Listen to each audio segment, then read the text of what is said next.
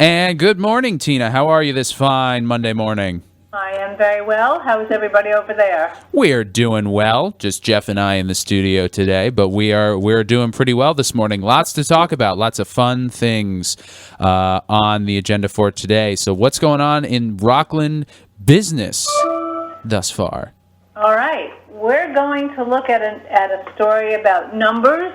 That's not a story about numbers at all, because numbers are just numbers, but they always tell a story, right?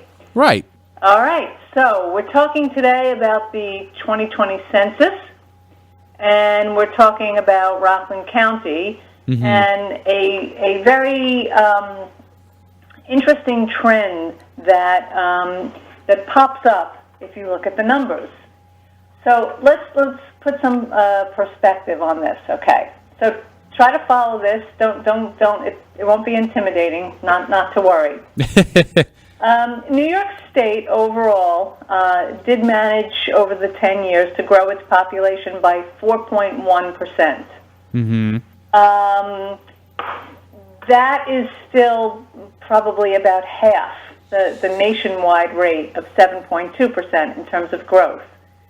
So overall, New York's not growing as fast as other places. Okay, let's set that aside for a moment. Okay. The adult population in New York grew almost 7%. But the youth population, and this is what we're going to talk about, the youth population dropped nearly 5%. So let's now turn our attention to Rockland County, and let's look at some really shocking numbers, okay? In Rockland County, in 3 of our towns, Clarkstown, Orangetown, and Stony Point, we saw a really fairly dramatic drop in our youth population. Now, youth population is 18 and under. Clarkstown, I think it was about 6% drop.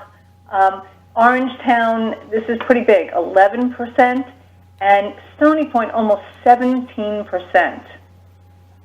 While at the same time, in Ramapo, the youth population soared by 30%. Oh. Right. So what are we looking at? What does this say about Rockland County? What is relevant for officials and planners to be thinking about as we think about this sort of skewed picture of how our towns are either growing or really losing population. Just to add in the 5th town here, we see in Haverstraw. Haverstraw basically had the healthiest numbers all around, because both their adult and their youth population each grew at 6.7%. But what, for example, Teresa Kenny, the supervisor of Orangetown, and Jim Monahan of Stony Point, and others seem to conclude, and as well as the supervisor of Ramapo, is the problem we have in Rockland County is a millennial housing issue, which you must well know, because if millennial housing is unaffordable, then young people who are having young children and raising young children are finding it difficult to come to Rockland County and find either the sort of attractive rentals that are all over New Jersey and in Westchester, and also the barrier to entry for a single-family house is obviously too high for millennials. Jim Monahan, the supervisor of Stony Point, who really has something to worry about here with a 17% loss of youth, said that he understands the issue, that his own kids, his own adult children have found it difficult to buy a house in Stony Point, and that a town like Stony Point is largely made up of single-family homes.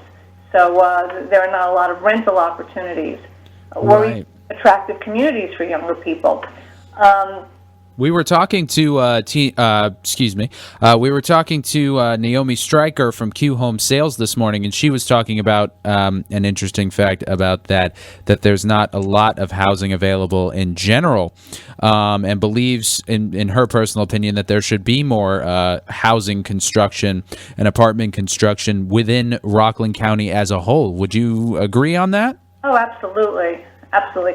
If you go to places like New Rochelle, Yonkers, you can see where, density housing that's geared toward millennials, that's geared to younger people with amenities in the buildings, even the building spurt going on in Nyack, they all attest to a dearth in Rockland County of a particular slice of the market.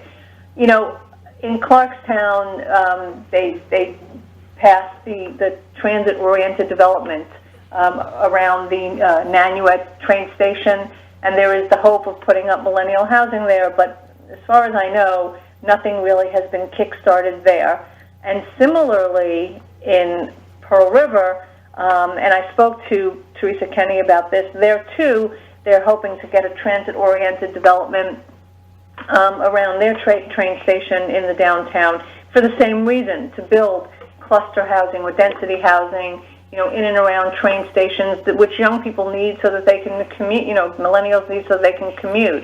But that too has not, that's been talked about for a while. The TOD in Clarkstown is something that's been in the making, I think, for 2 decades, or at least more than a decade.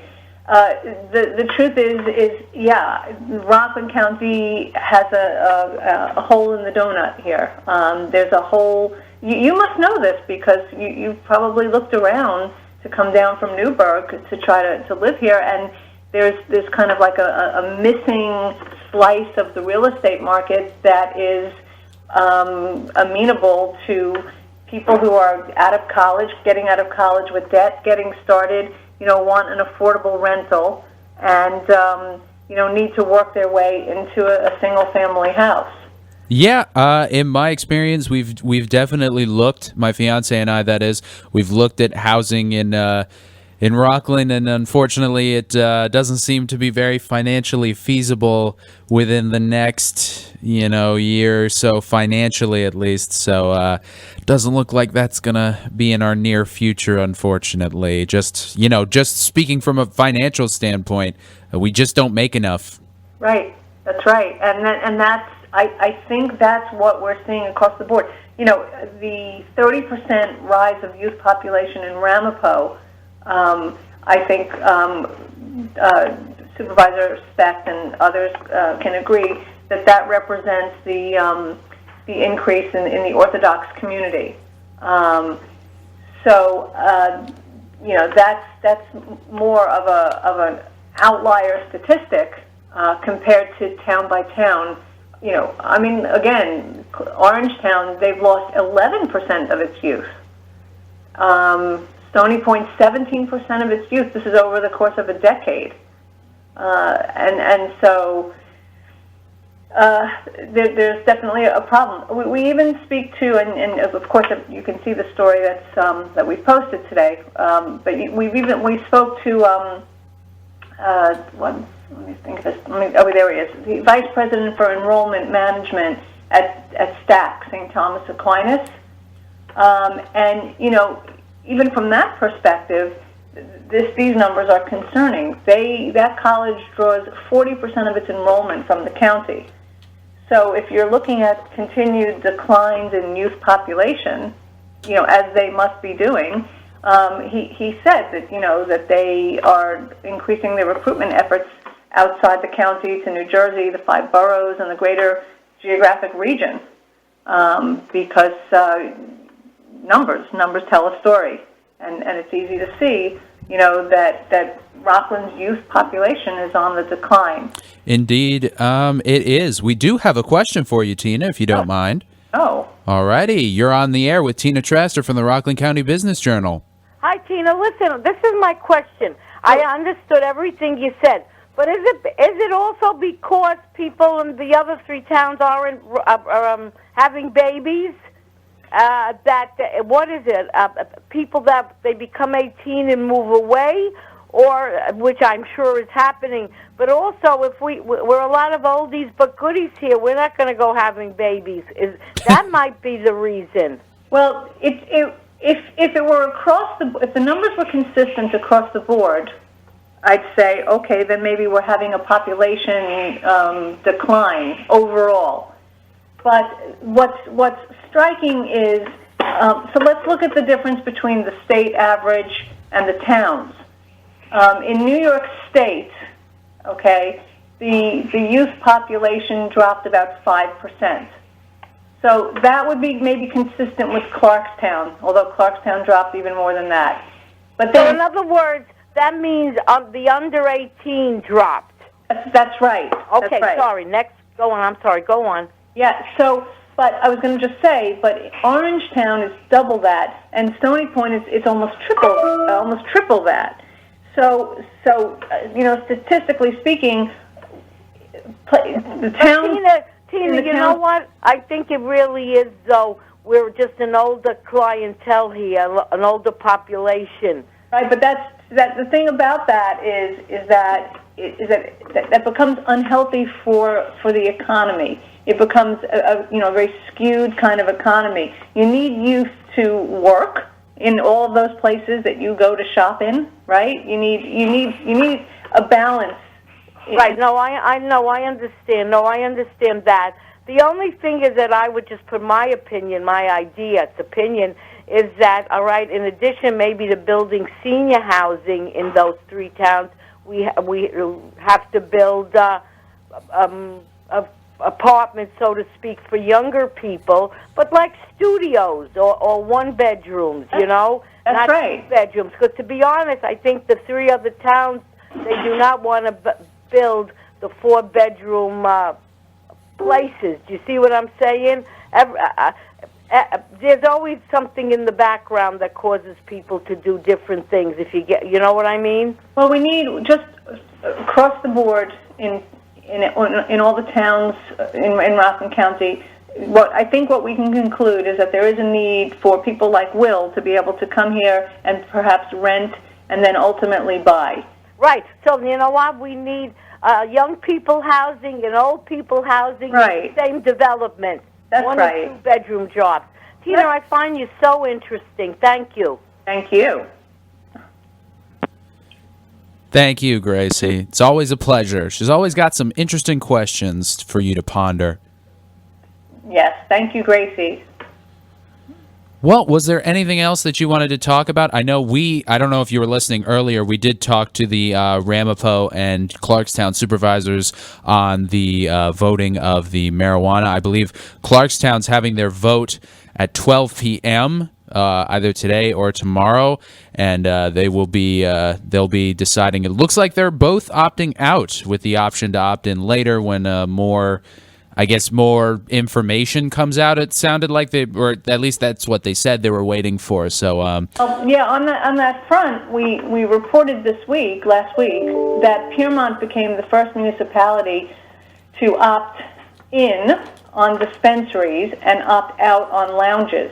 And then the next day, Nyack did the same.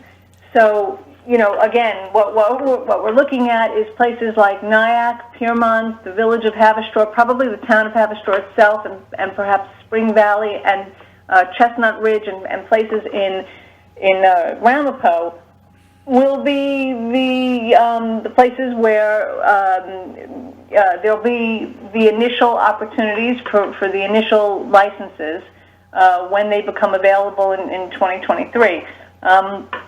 Clarkstown, I think, is on track to opt out. I know that they talk about opting back in. There are 2 schools of thought. One is that that's a harmless decision. The other is that there's a window of opportunity, and the towns that are opting in on dispensaries will be able to take the first crack at this. So it all remains to be seen how it's going to play out. But it was interesting this week to see the 2 municipalities, Piermont and Nyack, split the vote and see the benefit of opting in for dispensaries, but still feeling skittish, I suppose, about lounges. So it's as our readers know, as you should all know, we've been tracking this with a great chart.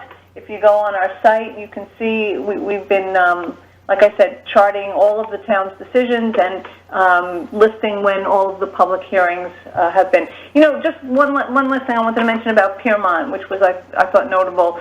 So they didn't get a lot of feedback one way or the other, but there was one local business person who owns she's an herbalist, and she came to Piermont and she told the board, that she wanted to expand her business into cannabis.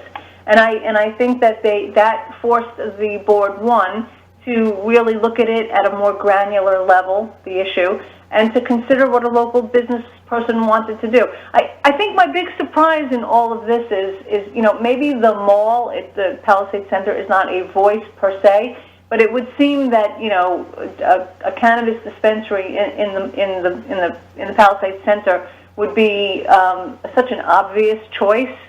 So I find it interesting that we didn't hear from the Palisades Center on this. I suppose you could find that quite interesting. Thank you so much, Tina Traster from the Rockland County Business Journal. You could, of course, find their Facebook page, and the website is rcbizjournal.com. Go on site, sign up for the free daily newsletter, give us your feedback, let us know what your thoughts are, and we'll talk to you next week. Thank you so much. We will see you next week. Have a wonderful week. You too.